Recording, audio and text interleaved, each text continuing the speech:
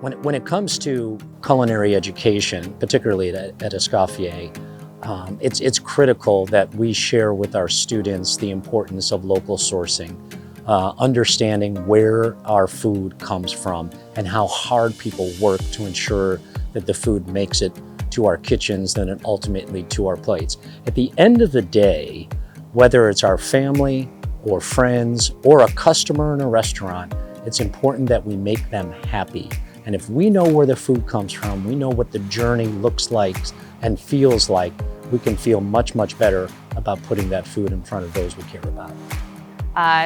Being able to be at this farm to table, particularly in Cleveland, which is an amazing city, and then being able to travel to Huron, Ohio, and be able to see Farmerly in person, I think has been really exciting for the students, but it's also been really meaningful as an educator to see their interaction on the farm, really connecting the dots between how things are grown and also the time and energy that it takes to be very intentional about the growing practices.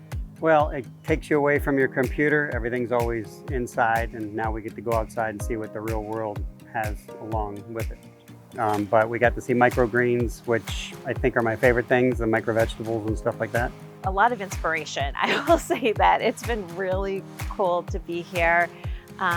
We talked to one of the scientists, the lab scientists this morning, and there was so much good information.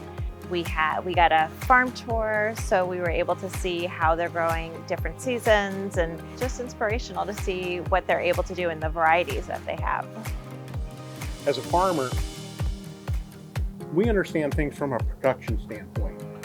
We're growers, but the symbiotic relationship of working with chefs, if the farmer is equal to one and the chef is equal to one, the combined energy is like tenfold, because we can learn from each other. And doing it right is more than just preparing and serving good food.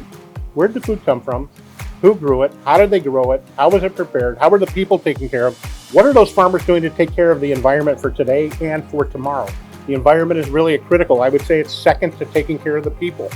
They're like neck and neck. It's really critical that we are concerned with how we're taking care of the team and the people on the farms doing the work, but also what are we doing to preserve that environment for the future?